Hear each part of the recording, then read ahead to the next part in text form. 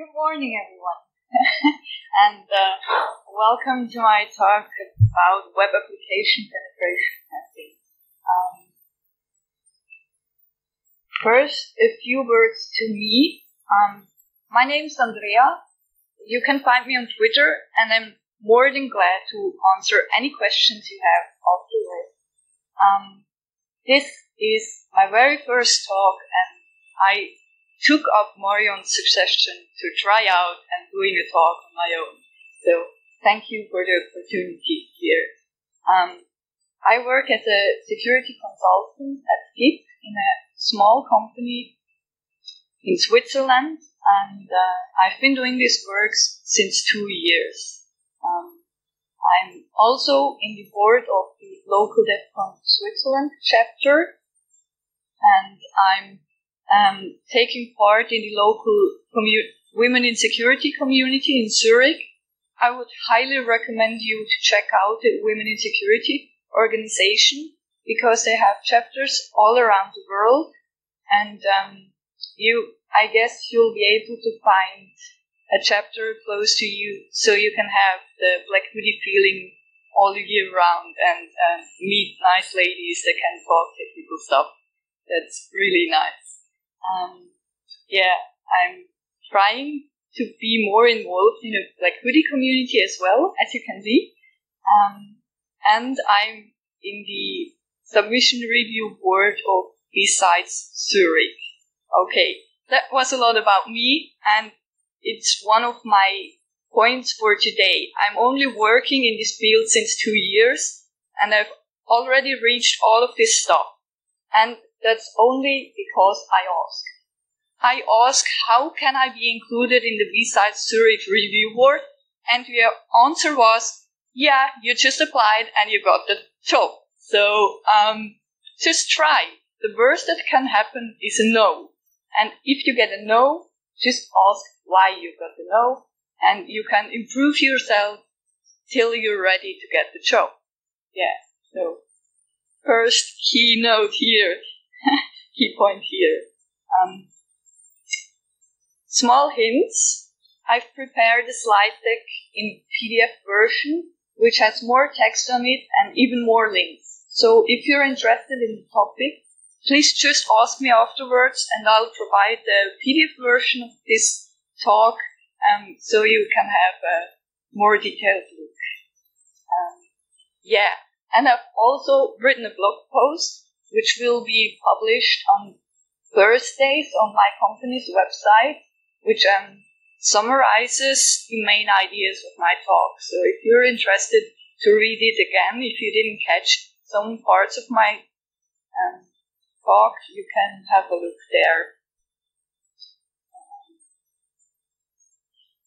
So what are we going to talk today about?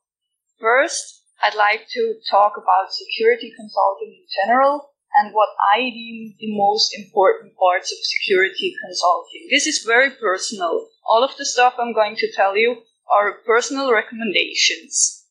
What I've learned in the 2 years since I'm working in the field and what I deem most important to be able to work in this field.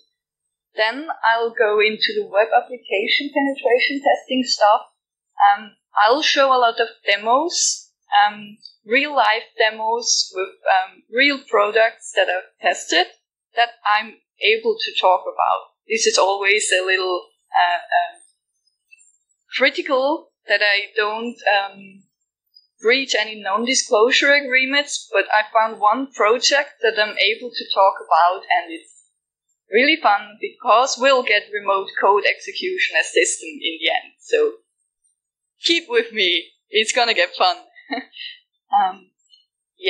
Now to the security consulting and what I deem most important. As a consultant, as the title says, you're a consultant, so you need to be able to talk to clients. Communication is key, and that you are able to understand the problems of your clients and why they need your help is really key. So it's not just the technical part you need to be good at, you also need to be able to take the phone in your hands and phone your clients and help them find out what their problem is in regards to security questions.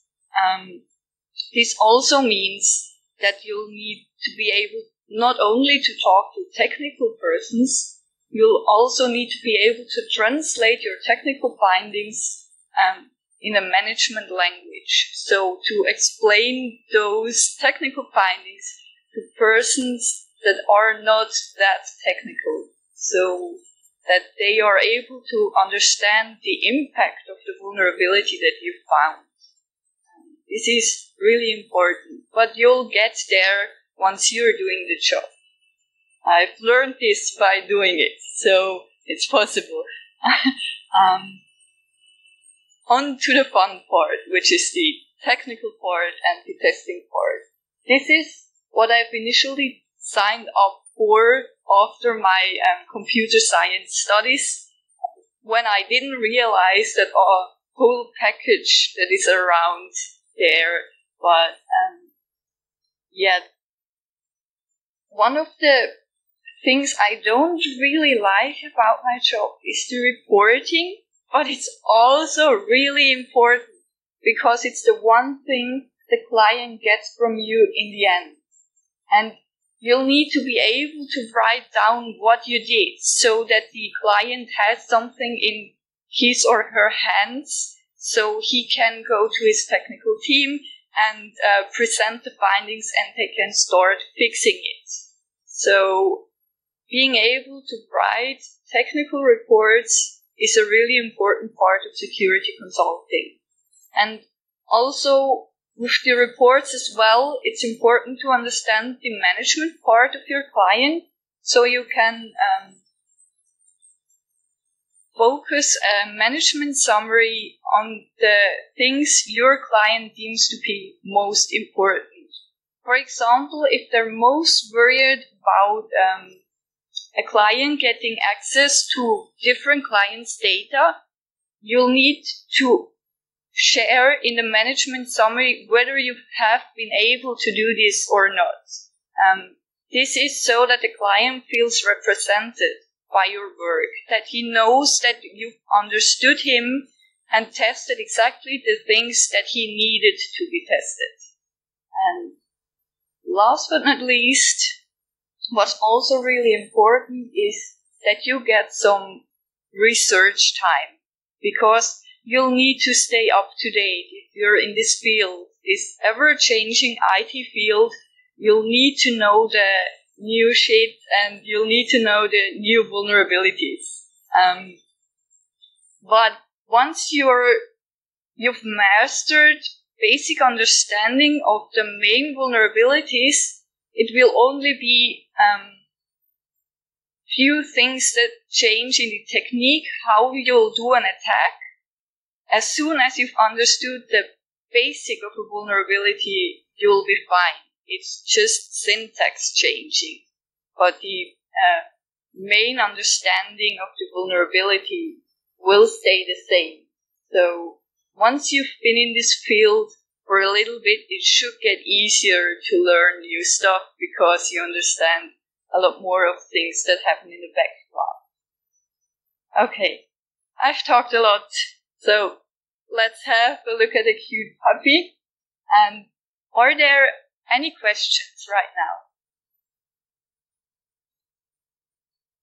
Okay, then let's move on to the web application penetration testing preparation part, since we can't just start with the technical stuff if we don't know what we have to test and why we have to test the stuff. So we'll need to set up our stuff first. I'll usually start with setting up my, or thinking about how I'm going to report for the client. This has a very specific reason. I usually prepare a checklist of things I want to test during the time frame I have in a web application penetration test. This is to make sure that I don't forget what I have to test. and it also makes sure that I'm doing the reporting while I'm testing. As soon as I've tested a specific thing, I'll write down what I found, whether there was a vulnerability or not, because then the reporting gets broken down into smaller parts, and it's much easier to stomach than to do it in the end of the test where you have to do a lot of writing. So I would really recommend, as soon as you've got something, write it down.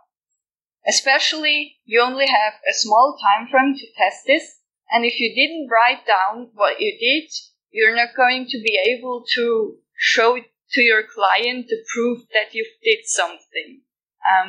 I also highly recommend to take screenshots if you found a vulnerability, and this usually helps the client to understand better what the problem and the impact was.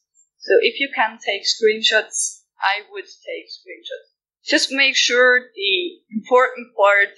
only the important part is in the screenshot, because if it's a really big screenshot, the client won't know what's important. So you either have to scale down to just the important part, or you'll have to mark the important part in the screenshot. Okay.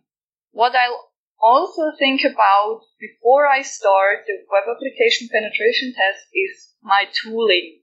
Is everything set up? Is it up to date? Does it run? Does it work? I'll come back to the tools I'll use later on. I'll show you exactly what I use. Also, a very important part before starting is the full scoping, so that you've talked with your client and know what they need to have tested. I'll go into the scoping phase a little later on. But first, I'd like to show you what I deem most important in a technical finding, so that you can present the technical finding to your client. This is how I would structure a technical finding in a report.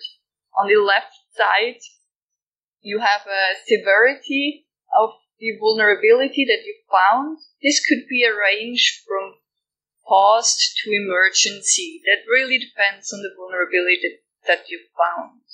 If it's an emergency or a high finding that I found, I'll usually immediately call the client and let them know about the vulnerability, because they already need to start the fixing problem, because it's a really bad problem if it's high or emergency. So they need to know about it as soon as possible. What I also think is really important while doing the reporting is that you have a unique ID. For every finding, you need to have a unique ID. This makes it a lot easier for your clients to talk to you about specific findings, so that you understand each other about which point you're talking about.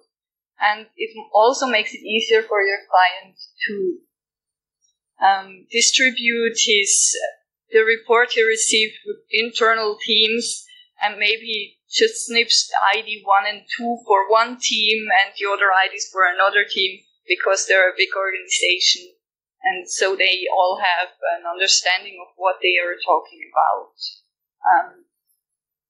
And usually the reporting needs a title, or the vulnerability needs a title, which just basically says Crosssite scripting or weak encryption, just to have it summarized in a really small way. Then I'll provide a description. This description doesn't change between reports and between clients. This is just an overview of what I deem weak encryption. This would, for example, for weak encryption be something like the application uses weak or no encryption. This means that an attacker can be able to read out your sensitive data. In the result field of my report, I then present the client what I effectively found, whether the described finding has been found or not. In case of weak encryption, there would be something like HTTP requests are resent to HTTPS, and HSTS is used. So this will be a paused finding, just telling them everything they're doing is just fine. If you found something and present it in the results field, you'll also need a countermeasure field. There you'll point out to the client what they can do to prevent such vulnerabilities from happening. In the case of weak encryption, this would just be use HTTPS. And here are some pointers how to use it. I'm not going to walk through all of the steps that are needed for the client to set this up. I'm just giving him the right pointers in the right direction so he's able to look it up for himself and fix it on himself. If there are any questions later on, I'm more than glad to answer them, but in the countermeasure, I'll stay. I'm not that technical. Okay. Now let's move on to the tools that I use during a web application penetration test. All of the tests I'm doing inside of my Kali Linux VM machine, virtual machine. This is because of the for some clients I need to change settings that the connections will work, and I don't like to do this on my main machine, so I'll do it in a virtual machine. Also, Kali Linux is really focused for penetration testing work, so all of the necessary tools are already installed in there. I don't need to take care about getting all of the things I need installed. That's pretty nice. Obviously, for web application testing, you'll need a browser. Just use your favorite browser that you're most comfortable with, that you know how to configure.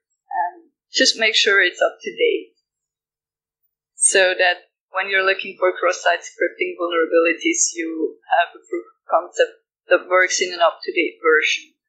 That would be nice. Also very important is the proxy that you'll use. That's the tool where all of the requests you're sending to the server get logged so that you have a history. In there, you're also able to manipulate all of the requests that have previously been sent to the server. So this is the main tool you'll use during your manual testing phase. Where I work, we have Verbsuit Professional, and if you're able to use this, I highly recommend it because it's. I think it's really intuitive how to use it once you know where all the stuff is. For the free version, I usually use OWASP sub proxy because I think it has more features than the free version of Verbsuit. So yeah, I've also put Nmap up there. It's a port scanning tool that helps you to find all of the open ports on the server you are testing. But it's also sometimes able to tell you what operating system is running on this server, so you know how to target your attacks. Because attacks will be different. Some attacks will be different if it's a Windows or if it's a Linux machine. So Nmap can help you with the targeting of your attacks. We're still in the setup phase. We need to talk about the scope. Because without a scope, you don't even know what to test. The scoping happens together with the client. You have a kickoff call where you'll talk with the client about the things that he needs to have tested. You'll define together what targets need to be tested. You'll define together whether you'll get URLs or IP addresses and how many test accounts you'll get, and all of that stuff will happen in the kickoff call. You're also going to talk with the client about why he needs the penetration test. This has to do with the consulting part, so that you can, as I've mentioned before, write your report in a style that your client finds yourself in your report, so that he knows that you've tested the things you've agreed on. So, for the testing, you'll need to be able to answer a lot of questions. After the kickoff call, you should know how you're going to test the application. This means, will you get user accounts? Will you be provided some documentation? Do you get the source code even? It's unlikely, but the more, the better. You'll also need to know when you'll test. What's your test frame? You'll need to make sure that you know where you're going to test, because some of the web applications you'll be testing are in an internal network, and you need to make sure that you're even able to connect to the web application you're testing. So either you have to go to the client, or they will provide VPN credentials for you, or it's open and in the internet, then you can test from your office. I highly prefer to test from my office because it's a lot less stressful, and you can ask your teammates, and it's just, whenever possible, I try to arrange things that I'm able to test from the office. The why we've talked about already. You need to know why your client needs this penetration test. Maybe it's just some sort of checklist and he's not even interested in your findings, but maybe he has very concrete fears you need to be able to confirm or say that all is fine and you've looked at these things and all works out fine. And we've already talked about what you're going to test. You'll need to know, exactly the things, the URLs, the user accounts, all of that stuff. And who is going to test? If you're in a big company, it could be that you're in a team of people testing an application. So you'll need to make sure who's going to test what stuff, so that you don't test things twice and forget about the whole area of the web application. And you'll need to make sure you're able to talk with your colleagues so that you have the whole overview over the application. But it's also really important that you know who you can reach if there's something goes wrong on the client side. If you accidentally crashed the server, you need to, if it's in a production system, you need to be fast. You need a phone number to phone your client and say, hey, we've got a problem. You need to restart the server. So make sure you have those contact details.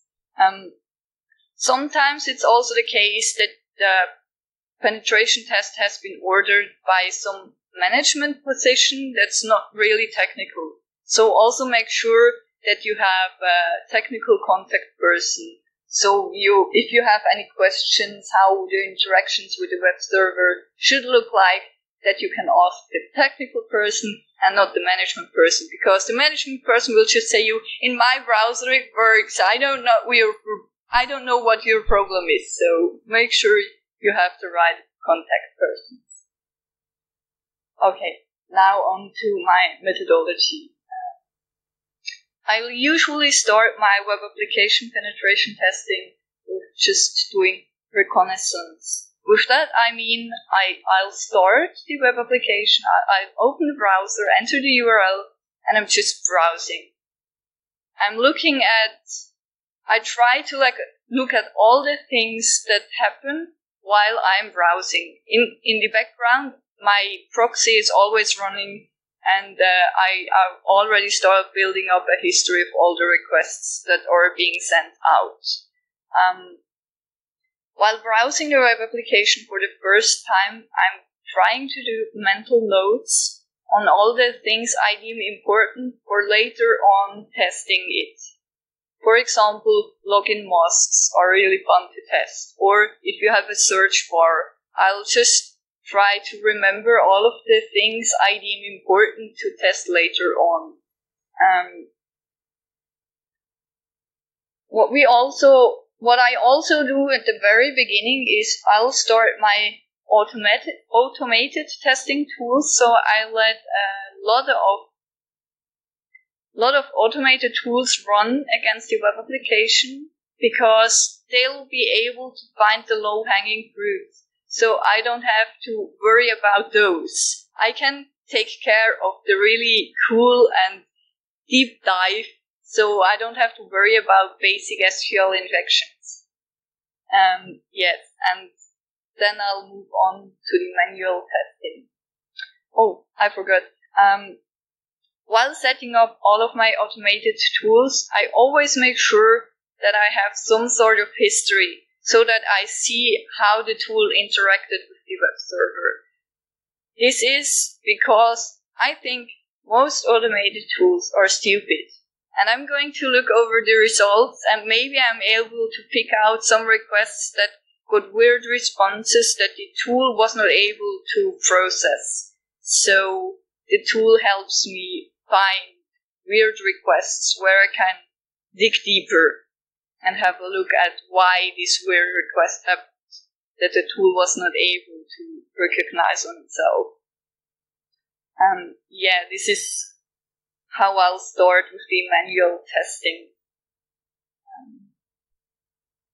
Okay, a lot of preparations. We're finally done. We know what we need to do. Now we can start with the technical part. Are there any questions right now?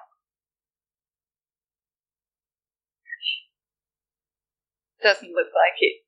Let's move on to the technical part. Let's move on to the fun part, finally. Here I'll show you vulnerabilities that are in the OWASP top 10 list. So those are the OWASP top 10. OWASP in itself is the Open Web Application Security Project. This is a community that comes together to form security guidelines and testing guidelines and prevention guidelines for web application security. So if you need something in regard to web application security, check out OWASP if you didn't know it before. It's really cool. One of their projects is the before mentioned top 10 list, which gathers the 10 most important vulnerabilities in the current web application landscape. Okay, let's move on to the first technical issue, which is injections. Injections is the very first or the highest ranking problem in the OWASP top 10 list. I've included a basic example of an SQL injection. But injections in itself is a whole category of vulnerabilities. It's everything you're able to inject as a user that gets executed without validation. So if you're able to inject SQL queries, or if you're able to inject LDAP queries or change LDAP queries, or even OS command queries, it's when you are able to change the execution of a query so that you get to more data. Don't worry, if you didn't get it, we'll go over an example. Okay, when I start testing, as I've told you before, I'll usually do the normal browsing. What you see here is a screenshot of a normal request as I've in the tool Verb Suite Professional. We'll send this normal request to a web shop. This web shop in this web shop you're able to view products, to filter products, and to buy products. So that's the scope of this web application we're going to test now. When we send this normal request, we get a response where we can see we have 12 matches, 12 products that show up. What we also see in here is that you'll have to believe me, this is the very first product in the list, which starts with an ID of 8. So if I see things like this, I go, why is the ID of the first product not 1? Are there hidden products I'm not able to see? Answer is yes, we'll see in a moment. But this is how I approach or what I'm thinking during the testing. What I'll also notice while I'm browsing the application is the before mentioned filters that we're able to do. We see that we can filter by categories. Those categories, if I see things like this, I think this word accessories could land in an SQL statement, in the where clause of an SQL statement, because we're filtering out stuff. How do we do this? If we have a database, we're doing an SQL statement, and the category will land in a where clause. So this would be a good place to try an SQL injection, which is exactly what we are going to do. This is the highlighted part is the payload I've shown you before, just URL encoded. It's or1 equals 1, which basically, if it works, it tells the database to evaluate to true, and then we can possibly get more data.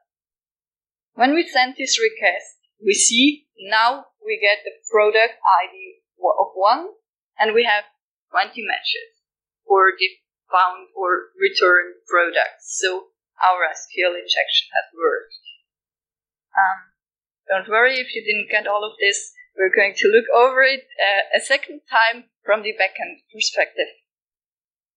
And this is an example of how the backend could have looked like. It's only a snippet of the code. And as you can see, highlighted in red is how the developer of this application decided to put the input of a user into the SQL string. This is a really bad idea. Please don't do it this way. Just don't. If you send a normal request, as you can see here, everything works out just fine, and it looks like all is okay. But if you'll send the aforementioned SQL injection, something really weird happens. We're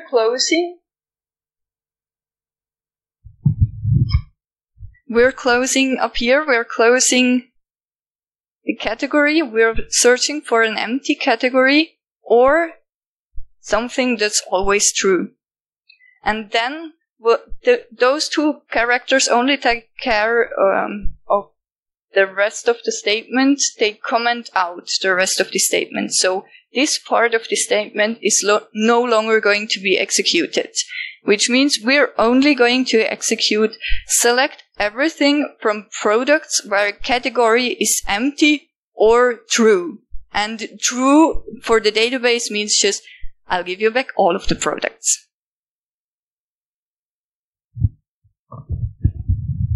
Okay. I've put up here an example of how the fixed code could look like. The important thing you'll need to know is that if you're doing SQL statements, use prepared statements or something like this. That's a way to make sure that the user input is always going to end up in the filter for category. You're basically making sure that user input is no longer interpreted as SQL. So, yeah, I've included the injection prevention cheat sheet from OWASP. The PDF of the slides, there's also links to it. So if you're interested in the topic, just have a look in there. There's a more deep dive into what you have to do to prevent injections in general, because we've only just touched SQL injections. The prevention for other types of injections will be different, depending on the language you're trying to protect.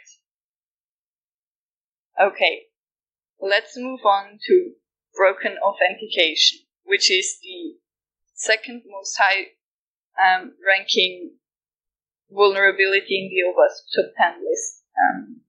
This is basically all of the things that can go wrong in regards of authentication. For example, if you use weak password encryption, that's in broken authentication. Or if you're exposing session IDs in the URL. That's a bad idea because people intercepting the URL can read out the session and hijack sessions. Also part of broken authentication is missing brute force protection against, for example, login forms. We'll move on to a real life demo now. All of the demos I'm going to show you now are from a product that is deployed worldwide at about 10,000 servers. So it's really cool that I'm able to talk about this problem. I've already talked about non-disclosure agreements, so I made sure that I'm able to talk about these vulnerabilities. It was not just me that found these vulnerabilities, by the way. It was me and my boss working together on this project. Just to mention him in here. It wouldn't be fair otherwise. The product I'm showing here is not a client of ours. So we don't have a non-disclosure agreement. We've sent all of the vulnerabilities to the developer of this product, and he basically said, okay, but that's not a problem. I'm not going to fix it. So yeah, most likely those vulnerabilities will still work. But the 90-day vulnerability timeline is over, so I'm going to talk about it. A first thing will be broken authentication. I'm creating a new user. Don't worry, you don't have to read it. I've prepared slides afterwards. I'm creating a new user in the backend, and I'll open up the text file where this new user ended up. Yeah, the software doesn't even use a database. It uses text files to store all of the user information and all of the rest of the information. So this could be a first hint how bad this is designed. Yeah, and as we can see in the users file, fancy username and fancy password, all in clear. So big no-go. Don't store passwords in clear text ever. Just don't. While looking at all of the options, I realized that somewhere hidden in preferences, you can change the stored password algorithm to using strong encryption. But strong encryption means SHA-1, which also is pretty old and pretty weak, and you shouldn't do anymore. And in the default setup, you're not going to get SHA-1. Your passwords will be saved in clear text if you use the default installer of the product. So, I don't know, the developer of the application told us that he deems this functionality of his server and that he's not going to change this. So, okay, this will still be on. Now, what you couldn't read on the GIF here in a nicer form, fancy username and fancy password. What should have happened is that the password should have looked something like this. This is script, or he should have used some sort of modern hashing algorithm for passwords, like script or Argon 2. Since hashing algorithms are not usually used in not usually seen in web application penetration tests, unless you're able to reach the database and read out user information, I'm going to show you a second example of broken authentication, which can be found during normal web application penetration testing. What I'm going to do in this demo is I'll collect session tokens, and afterwards we're going to analyze the collected session tokens. I'll just start the server, and on the left side I've prepared a small Python script that just reads out, logs in and reads out the session tokens of a user. After a while I stop collecting tokens, restart the server, and collect again. This had a specific reason. Bear with me, you'll see why. Or you don't see because it's too small, but I'm going to explain. Up here, the very first session session ID is 41, and down here on the second run, it's also 41. So if the server crashes, you know the session IDs. If you've collected the session IDs before, you can recreate the session IDs once you've got a token. For example, if you've got the session ID 41 and you've already collected before all of the session IDs, you know that the next session ID will be 80,476, which is pretty bad. But there's still a second token, session token in itself. So we're not done yet. We can't hijack user just now, but we're on the right track. Because if we analyze those session tokens a little closer, we can see that, well, the first character is always the same. And the characters I've highlighted here, if you analyze a bigger sample, you'll realize that they just circle through the alphabet, which is a bad idea. If you look at the bigger sample of session tokens, you'll see that every second the highlighted last part changes. So if you have a session token, if you got the session token the same second that the user you're targeting has gotten his session token, you'll know the last 6 characters of the session token he's got. If we combine all of these things, in the best case scenario, you'll only have to brute force 6 characters instead of 15, which makes a big difference. So just make sure your session tokens are truly random is the key takeaway you need to know for these vulnerabilities. Okay, as mentioned before, broken authentication is a really big topic, so if you are interested in more, those are the cheat sheets that cover broken authentication and how to prevent it. let's move on to the next topic, which is sensitive data exposure. That's a really easy example because we'll just see that our developer doesn't care about HTTPS.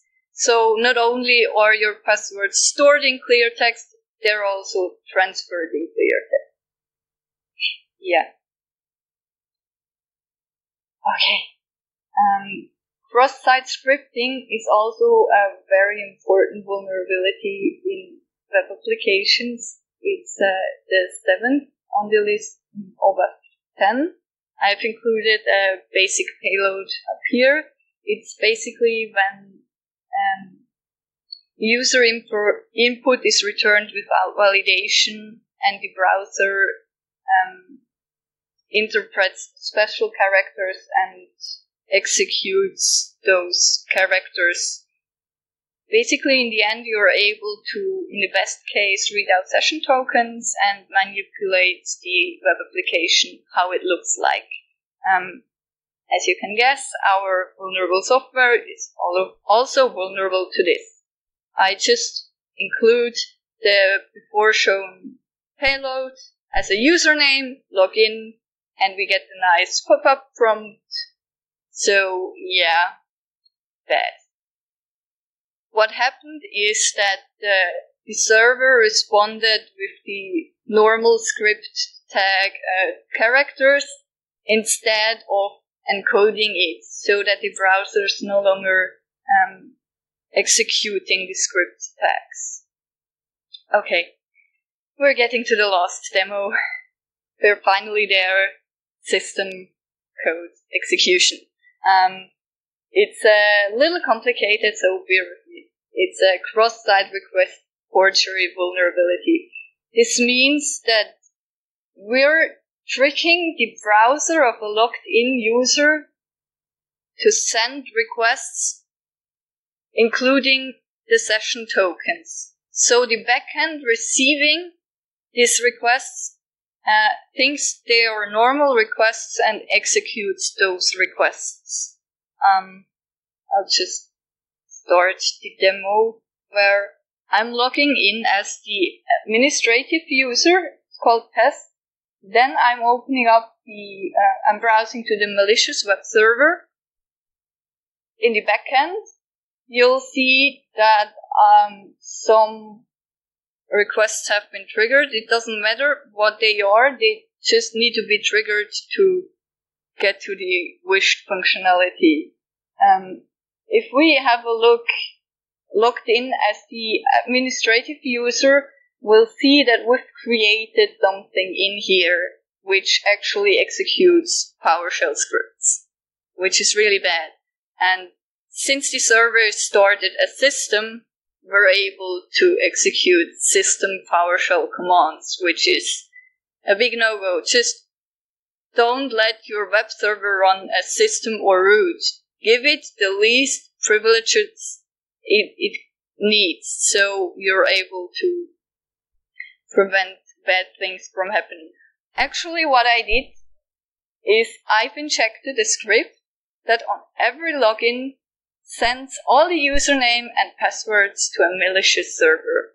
On the right side in blue, you see my malicious server receiving the username and the entered password URL encoded. So, yeah, we're there.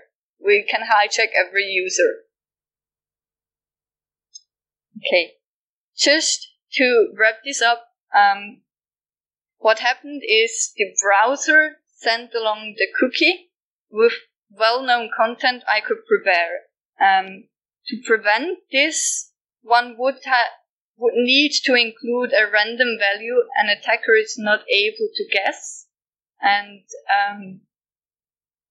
there's also a new session token, a new way to set cookies that prevents cookies from being sent from a malicious website. It's called same site flag.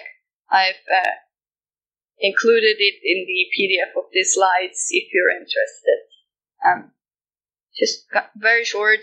Those are tutorials I can highly recommend if you're interested in trying things out hands-on. Are there any questions?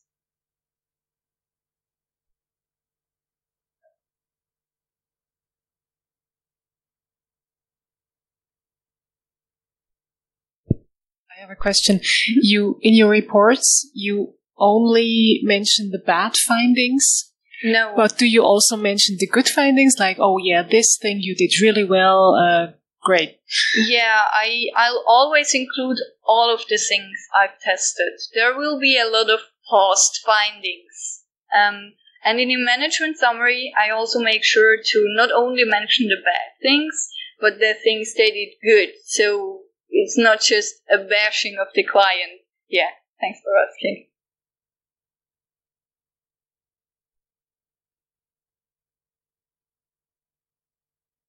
Okay. If anyone's interested in the PDF of the slides, I'll be around here.